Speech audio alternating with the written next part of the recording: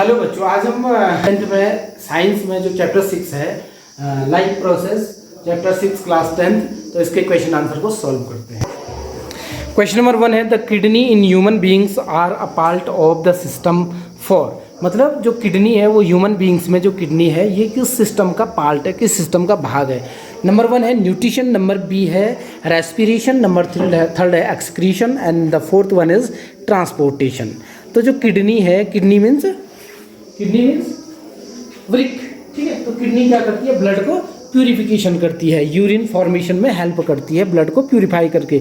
It means it is the part of the system excretion. So answer is excretion. तो first का जो answer बना वो क्या बना, एक्सक्रीशन। अब आइए क्वेश्चन करते हैं, question number 2 now. Question number जो 2 है वो है the xylem in plants are responsible for. Plants में जो जाइलम होता है, जाइलम और फ्लोएम होता है ना प्लांट में, वेस्कुलर बंडल में, तो जाइलम किस प्लांट में किसके लिए रिस्पॉन्सिबल है, मतलब जाइलम का काम क्या है। ए ऑप्शन है transport of water, B is transport of food and the C is transport of amino acid and the D is transport of oxygen. तो जो जाइलम होता है बच्चों में याद रखना है, जौ से जल, जाइलम जल यानी कि वाटर को ट्रांसपोर्ट करता है। So it is right answer, ठीक है, ये उसका राइट आंसर हो जाएगा।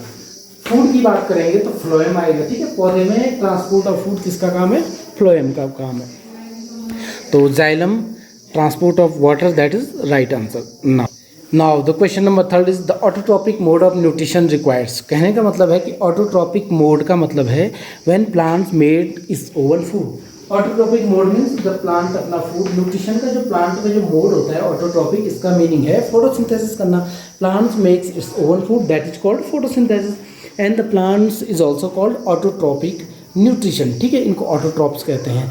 तो the autotrophic mode of nutrition required by plant को ऑटोट्रॉपिक न्यूट्रिशन करने के लिए क्या क्या चाहिए। A carbon dioxide and water, B is chlorophyll and C is sunlight and D is all of these. तो प्लांट को एटमॉस्फेयर से कार्बन डाइऑक्साइड चाहिए, ठीक है, और जाइलम से प्लांट सॉइल से वाटर को एब्जॉर्ब करते हैं, ये भी चाहिए, ठीक है। क्लोरोफिल, भाई प्लांट क्लोरोफिल की प्रेजेंस में, क्लोरोप्लास्ट में ही तो अपना फूड फॉर्मेशन करता है, so it is necessary. And the third one is sunlight. We know that the presence of sunlight plant to make its own food means photosynthesis. So all of these it means A, B and C, carbon dioxide, water, chlorophyll and sunlight, all are important or necessary for self autotrophic mode of nutrition in plant. Then now question number 4 is the breakdown of pyruvate to give carbon dioxide, water and energy takes place in। मतलब pyruvate जब हम food को लेते हैं तो food glucose में टूट जाता है, कार्बोहाइड्रेट जो सिंपल मॉलिक्यूल्स में टूट जाते हैं, ये सिंपल मॉलिक्यूल्स और ब्रेक डाउन होकर के पायरूवेट में टूट जाते हैं and that give carbon dioxide, और ये कार्बन डाइऑक्साइड को क्या करते हैं, water, carbon dioxide and energy. जब हम रेस्पिरेशन करते हैं तो ये ब्रेक डाउन हो जाता है इनका, carbon dioxide, water and energy में, ठीक है। तो एनर्जी को जब प्रोड्यूस करते हैं तो that process in takes place. मतलब पायरूवेट जब कार्बन डाइऑक्साइड, वाटर और एनर्जी को देता है तो ये प्रोसेस कहाँ होती है, एनर्जी गिविंग। तो हम जानते हैं कि mitochondria is also known as power house of cell, ठीक है। तो that process proceed in mitochondria. Why? Because mitochondria is the power house of cells, जहाँ पे माइटोकॉन्ड्रिया में जो एनर्जी होती है वो किस फॉर्म में रहती है, एटीपी की फॉर्म में, ठीक है। एडीपी और एटीपी पढ़ा ना हमने। ADP means adenosine diphosphate and ATP means adenosine triphosphate. So mitochondria is the site where the breakdown of pyruvate to give carbon dioxide, water and energy. Okay, mitochondria is answer. Next जो question है, question number 5, how are fat digested in our bodies, where does this process takes place. मतलब how are fat digested, जो fat है, जो food component में हम carbohydrate, protein, fat, minerals, vitamins इनको पढ़ते हैं, तो इसमें जो फैट है इसका डाइजेशन हमारी बॉडी में हाउ कैसे होता है, where does this process takes place, और ये प्रोसेस कहाँ होती है। इसका आंसर है, आंसर नंबर 5 है, इसका आंसर बनेगा कि fat are present in the form of large globules in the small intestine, यानी कि छोटी आंत में जो ये फैट है ये छोटी छोटी ग्लोब्यूल्स मीन्स बूंद जैसी होती है ना ग्लोब्यूल्स, तो ये ग्लोब्यूल्स के रूप में प्रेजेंट होता है। The small intestine gets all the secretions in the form of bile and pancreatic juice. और स्मॉल इंटेस्टाइन में जितने भी एंजाइम्स हैं ये सीक्रीशन होते हैं in the form of bile, ठीक है, बाइल जो जूस निकलता है और पैंक्रियाटिक जो जूस निकलता है उसकी फॉर्म में फ्रॉम द लीवर, जो लीवर से निकलते हैं, एंड द पैंक्रियाटिक रेस्पेक्टिवली। यानी कि बाइल कहाँ से निकलता है, लीवर से, एंड द पैंक्रियाटिक जूस कहाँ से निकलता है, पैंक्रियाज से। और आगे इसमें है लीवर एंड द पैंक्रियाज पे। The bile salts break down the large fat globules into smaller globules so that the pancreatic enzymes can easily act on them. जो बाइल जो सॉल्ट है जो कहाँ से निकला, लीवर से निकला, ठीक है। ये बाइल सॉल्ट ब्रेक डाउन करता है लार्ज फैट ग्लोब्यूल्स को, यानी कि फैट के बड़े बड़े ग्लोब्यूल्स को स्मॉलर ग्लोब्यूल्स में तोड़ने का काम करता है। कौन, bile salt, so that the pancreatic enzymes can easily act on them. तो इस बाइल सॉल्ट बड़े बड़े ग्लोब्यूल्स को स्मॉल ग्लोब्यूल्स में तोड़ता है ताकि इस पर पैंक्रियाज से निकलने वाला पैंक्रियाटिक जूस एंजाइम इजिली अपना काम कर सके। आगे है, और आगे इसमें है this phenomenon is called emulsification of fat. इसी को क्या कहते हैं, फैट का इमल्सिफिकेशन होना, यानी कि फैट का इजिली डाइजेस्ट होने के लिए इजिली स्मॉलर पार्टिकल्स में टूटने की इस प्रक्रिया को हम क्या कह रहे हैं, emulsification of fat. This process takes place in small intestine. और ये इमल्सिफिकेशन की पूरी प्रोसेस, यानी कि फैट के लार्जर ग्लोब्यूल्स से स्मॉल ग्लोब्यूल्स में टूटने की जो प्रक्रिया है, जिसमें बाइल जो लीवर से निकलता है और पैंक्रियाटिक जूस पैंक्रियाज का, ये दोनों मिलकर के जो फंक्शन करते हैं, that process takes place in small intestine. ये प्रोसेस इमल्सिफिकेशन ऑफ फैट की प्रोसेस कहाँ होती है, स्मॉल इंटेस्टाइन में। तो ये हमारा आंसर हुआ क्वेश्चन नंबर 5 का, कंप्लीट हो गया। क्वेश्चन नंबर 6 है, what is the role of saliva in the digestion of food. Food के डाइजेशन में सैलिवा मीन्स हमारी जो लार है उसका फूड के डाइजेशन में, खाने के डाइजेशन में क्या रोल है। टोटल आंसर क्या बना, saliva is secreted by the salivary gland. जो सैलिवरी जो लार जो ग्रंथियाँ होती हैं, यहाँ से हमारा सैलिवा यानी कि लार निकलता है, लार ग्रंथियों से, which are located under the tongue. जो लार ग्रंथियाँ कहाँ हैं, अंडर द टंग यानी कि टंग के नीचे है। It makes the food soft for easy swallowing. और इसका काम क्या है, इट मेक्स फूड, ये खाने को, जो भी खाना हम खा रहे हैं, ये उसको क्या कर रहा है, सॉफ्ट कर रहा है, उसको मुलायम बना रहा है, फॉर इजी स्वैलोइंग, ताकि हम उसको आसानी से निगल सकें। It contain a digestive enzyme referred to as salivary amylase. ये बड़ा इंपॉर्टेंट है भाई, जो सैलिवा जो हमारी है, इसमें एक डाइजेस्टिव एंजाइम है जो पाचन में इंपॉर्टेंट रोल प्ले करता है, that's name is salivary amylase. इसका नाम क्या है, सैलिवरी अमाइलेज। और कभी कभी से हम क्या नाम दे देते हैं, टाइलिन। तो टाइलिन आ जाए या सैलिवरी अमाइलेज आ जाए, ये सैलिवा में पाए जाने वाला एंजाइम है, which breaks down starch into sugar. ये क्या करता है, ब्रेक डाउन करता है स्टार्च को शुगर में। तो that is very important. Ptyalin और salivary amylase enzyme is present in our saliva, which break down starch into sugar. So it is complete answer. Now next question, question number 7, what are the necessary condition for autotrophic nutrition and what are its byproducts। मतलब कौन कौन सी condition है, which condition is necessary for autotrophics। जो self mode में plants अपना food स्वयं बनाते हैं, that is also known as autotrophic nutrition. इस ऑटोट्रॉपिक न्यूट्रिशन के लिए प्लांट्स को कौन कौन सी कंडीशंस हैं जो नेसेसरी हैं, and what are its by products, और कौन कौन से बाई प्रोडक्ट्स इस दौरान प्रोड्यूस होते हैं। क्वेश्चन नंबर 7 जो इसका आंसर बनेगा वो बनेगा, the photosynthesis is the main process of autotrophic nutrition. यानी कि ऑटोट्रॉपिक न्यूट्रिशन में फोटोसिंथेसिस, प्रकाश संश्लेषण का इंपॉर्टेंट रोल है। CO2 carbon dioxide, water H2O, chlorophyll, pigment and sunlight. These are the necessary conditions which are required for photosynthesis. photosynthesis में carbon dioxide, water H2O और chlorophyll, pigment और sunlight, ये 4 condition होनी जरूरी, इन चारों का होना जरूरी है। ये raw materials which are required for autotrophic nutrition, जो ऑटोट्रॉपिक न्यूट्रिशन यानी कि स्वपोषी पोषण के लिए अनिवार्य है या नेसेसरी है। Carbohydrate, food and oxygen are the by product of photosynthesis. और फोटोसिंथेसिस के दौरान बनने वाले जो बाई प्रोडक्ट हैं वो क्या हैं? फूड, जो कार्बोहाइड्रेट हैं, and oxygen, these are the by product of photosynthesis. और इसकी जो रिएक्शन बनेगी वो क्या बनेगी? 6CO2 यानी कि carbon dioxide plus 6H2O water, दोनों कंबाइंड हुए and they with presence of sunlight. हाँ, ये विद प्रेजेंस ऑफ सनलाइट की प्रेजेंस में, और कहाँ पे?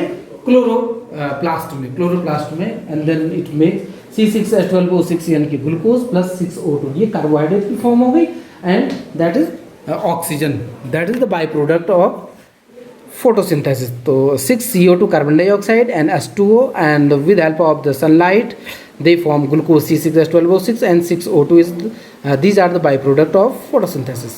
Okay, number 8. What are the differences between aerobic and anaerobic respiration?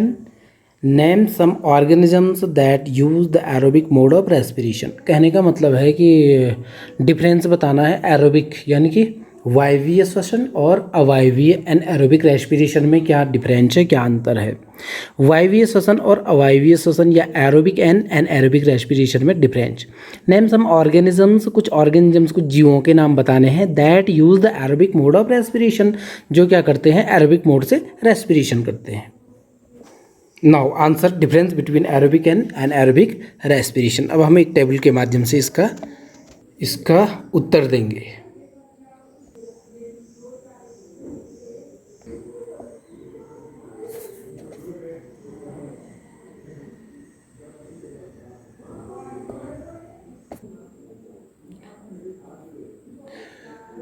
First बना हमारा नीड ऑफ ऑक्सीजन, ऑक्सीजन की उपस्थिति, ऑक्सीजन की आवश्यकता।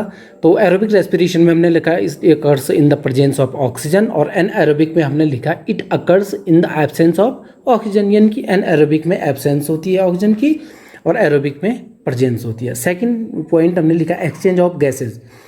एरोबिक में हमने लिखा it involves the exchange of gases between the organism and the outside environment. Anaerobic में हमने लिखा exchange of gases does not occur.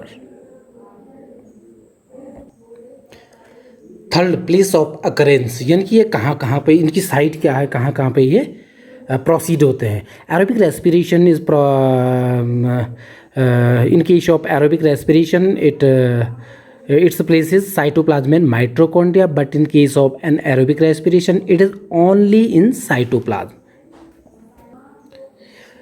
Number 4, by product. Aerobic respiration में जो बाई प्रोडक्ट बनता है वो CO2 एंड H2O बनता है, और एनाएरोबिक रेस्पिरेशन में alcohol and CO2।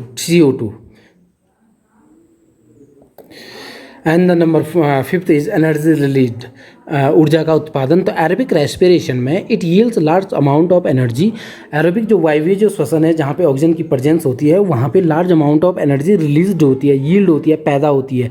But in case of an aerobic respiration low amount of energy released, energy की मात्रा, उत्पादन जो होता है एनर्जी का, वो बहुत कम होता है। तो इस प्रकार से ये हमारा डिफ्रेंशिएशन हो गया aerobic and anaerobic respiration.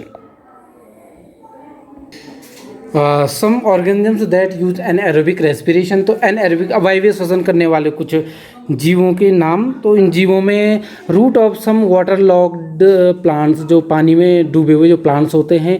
Some parasitic worms, जो परजीवी जो कीड़े होते हैं। एनिमल मसल्स, हमारी जो मांसपेशियाँ होती हैं। माइक्रो ऑर्गेनिजम्स लाइक ईस्ट जैसे फंगस, जो माइक्रो ऑर्गेनिजम्स होते हैं, ये एनाएरोबिक रेस्पिरेशन का प्रयोग करते हैं अवायवीय श्वसन का। हमारी मांसपेशियों की बात की तो मांसपेशियों में जब हम एक्सरसाइज करते हैं तो मांसपेशियों में जब ऑक्सीजन की डिमांड ज़्यादा हो जाती है तो वो एनाएरोबिक रेस्पिरेशन करते हैं, और उसके परिणाम स्वरूप मांसपेशियों में लैक्टिक एसिड का फॉर्मेशन होता है, और इसीलिए हमारे मांसपेशियों क्रैम्प हो जाती हैं, उनमें दर्द होना शुरू हो जाता है एक्सरसाइज के बाद में। तो that are the organisms which use anaerobic respiration. Now question number 9. How are the alveoli designed to maximize the exchange of gases? जो alveoli जो होते हैं, जो फेफड़े का जो लास्ट जो सिरा होता है श्वसनिका, तो जो एल्विलाई है वो किस प्रकार से डिजाइनेटेड होता है, किस प्रकार से उसकी रचना होती है कि वो मैक्सिमाइज एक्सचेंज ऑफ गैस, इतनी सारी गैस को एक्सचेंज कर सकता है।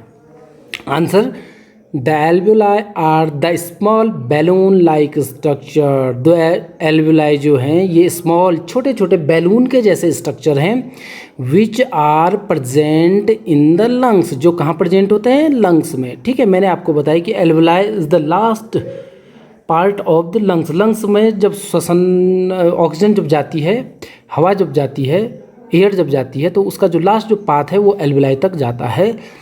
The walls of the alveoli consist of extensive network of blood vessels. और वहाँ पे उसको क्या मिलता है कि बहुत सारी ब्लड वेसल्स, खून की जो वेसल्स होती हैं, ये उसका नेटवर्क, उसका जाल वहाँ पे फैला होता है। Each lung contain 300 to 350 millions alveoli. और प्रत्येक लंग्स में 300 से 350 मिलियंस तक एल्वेलाई होते हैं, making it's a total of approximately 700 million in both the lungs. यानी कि लगभग दोनों लंग्स की अगर बात करें तो लगभग 700 मिलियन तक दोनों लंग्स में। The alveolar surface when spread out covers about 80 metre square area. कुल मिलाकर के जो एल्वेोलर सरफेस है, यानी कि जो लंग्स का जो निचला जो सरफेस है, वो टोटल 80 मीटर स्क्वायर तक के एरिया को कवर्ड करता है। This large surface area makes the gases exchange more efficient, जिसके कारण इतने बड़े एरिया होने के कारण गैस, इतनी ज़्यादा मात्रा में गैस का एक्सचेंज एल्वेलाई कर पाते हैं। Now question number 10th, What would be the consequence of a deficiency of hemoglobin in our bodies? हमारी बॉडी में हीमोग्लोबिन की कॉन्सिक्वेंस मतलब कमी के क्या क्या कारण, क्या क्या हो सकता है उसके कमी के कारण। आंसर बनेगा haemoglobin is the respiratory pigment. Haemoglobin एक श्वसन वर्णक है, रंजक है, that transport oxygen to the blood cells, जो क्या करता है, ऑक्सीजन को ट्रांसपोर्ट मतलब ले जाता है to the blood cells, blood cell तक।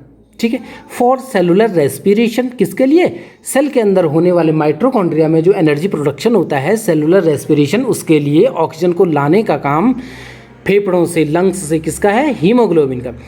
देयरफॉर डेफिशिएंसी ऑफ Hb, यहाँ पे Hb मैंने लिखा है तो Hb हीमोग्लोबिन का फॉर्मूला है। Therefore deficiency of haemoglobin in blood can affect the oxygen supplying capacity of blood. इसलिए हमारे ब्लड में अगर हीमोग्लोबिन की कमी हो जाए तो ऑक्सीजन की सप्लाइंग में कमी आ सकती है, ऑक्सीजन सप्लाइंग कैपेसिटी में कमी आ सकती है। This can lead to deficiency of oxygen in the body sales.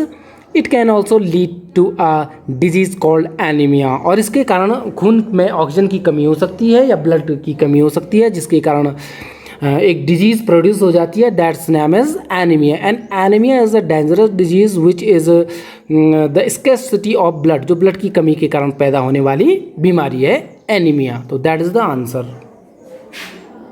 Question number 11, describe the double circulation in human beings, why it is necessary. मतलब ह्यूमन बींग्स में जो डबल सर्कुलेशन, हमारा जो रक्त परिसंचरण तंत्र है, मानव का जो हृदय है, वो दोहरा रक्त परिसंचरण तंत्र, डबल सर्कुलेटरी सिस्टम क्यों है, वाई इट इज़ नेसेसरी, इसकी क्या आवश्यकता है।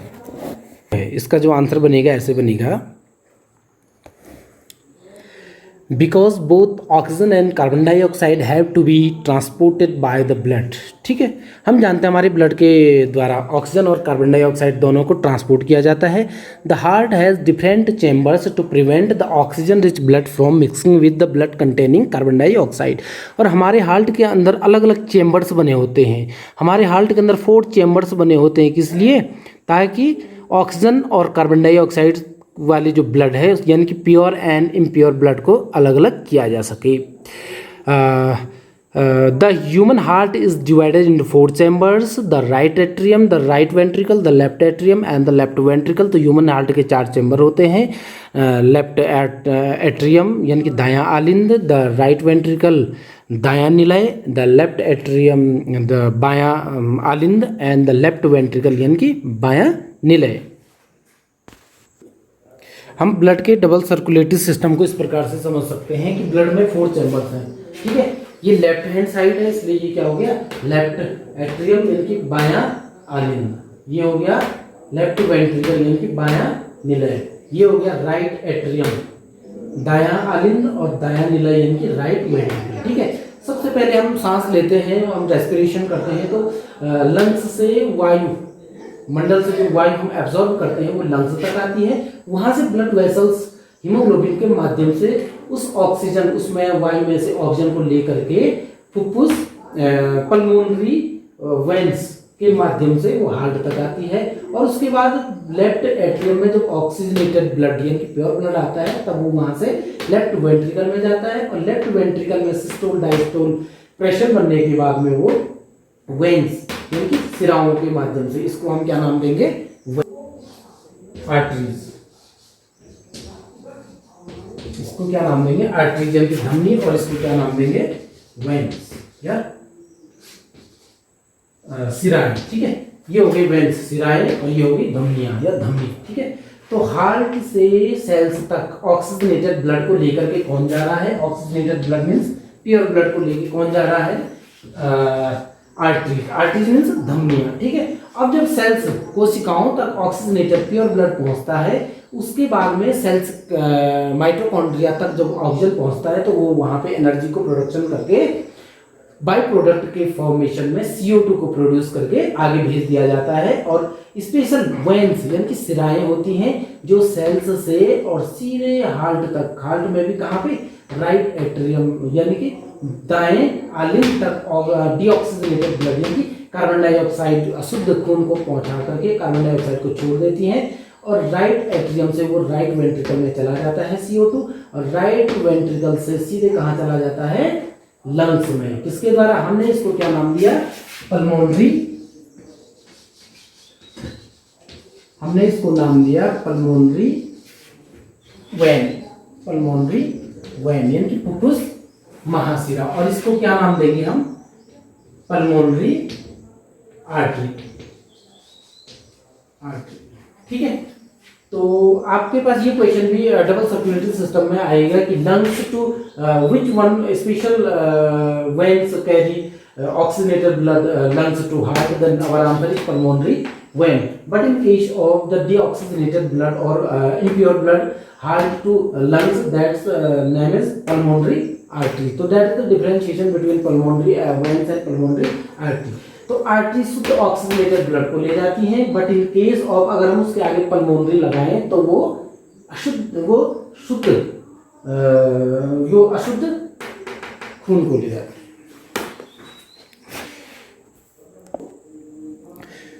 अब इसमें डायग्राम बनाने के बाद में हमने देखा कि the oxygen rich blood from the lungs come to the thin walled upper chamber of the heart toward left.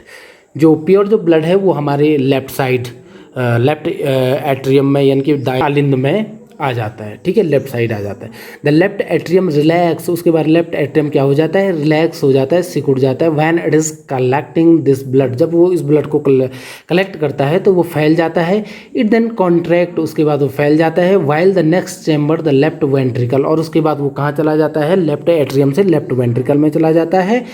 Expand so that the blood is transferred in it, और नीचे वाला जो वेंट्रिकल है वो फैल जाता है, एक्सपेंड हो जाता है, और वहाँ तक एट्रियम से और वेंट्रिकल तक ब्लड पहुँच जाता है, प्योर ब्लड पहुँच जाता है, ऑक्सीजन वाला ब्लड। ठीक है, so that the blood is transferred to it when the muscular left ventricle contract in its turn the blood is pumped out to the body. ऐसे ही जब लेफ्ट वेंट्रिकल भी क्या हो जाता है, रिलैक्स हो जाता है, तो उससे प्रेशर बनने के बाद वो सीधे कहाँ चला जाता है, आर्टरीज में चला जाता है, और आर्टरी उसको कहाँ पंप कर देती है, सेल्स में पंप कर देती है। आगे इसका आंसर है कि deoxygenated blood comes from the body to the upper chamber on the right atrium as it expand, as the right atrium contracts the corresponding lower chambers the right ventricle dilates.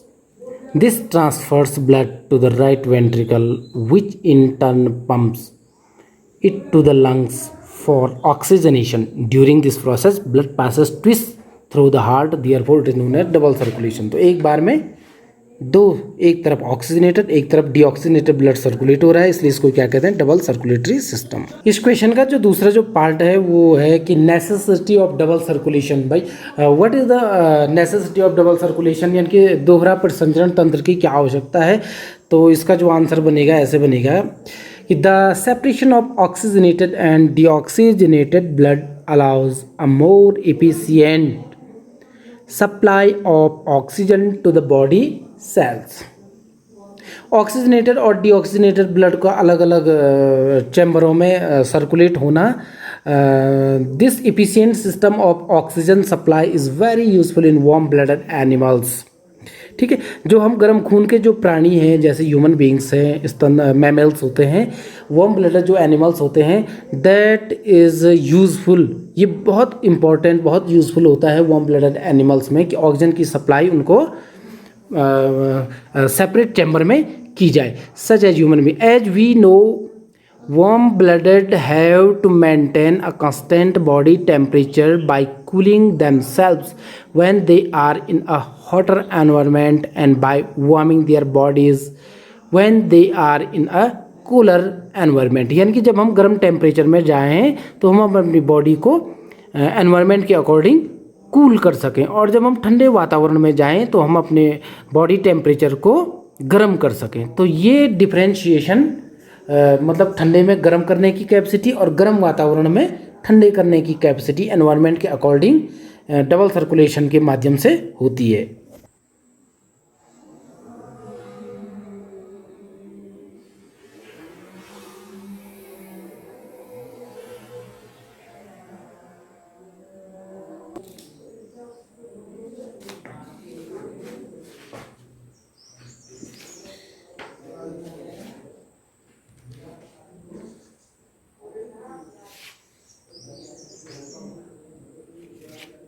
Answer, difference between xylem and phloem. Xylem और phloem में क्या अंतर है? First जो difference बनेगा वो ये बनेगा कि xylem tissue help in the transport of water and minerals and phloem tissue help in the transport of food. Second, water is transported upward from roots to all other part of plant. मतलब water जो है कि xylem के माध्यम से transport होता है upward, नीचे रूट से ऊपर की ओर, ठीक है, और लीव्स में जाकर के वो क्या हो जाता है, ट्रांसपिरेट किया जाता है स्टोमेटा के मीडियम से।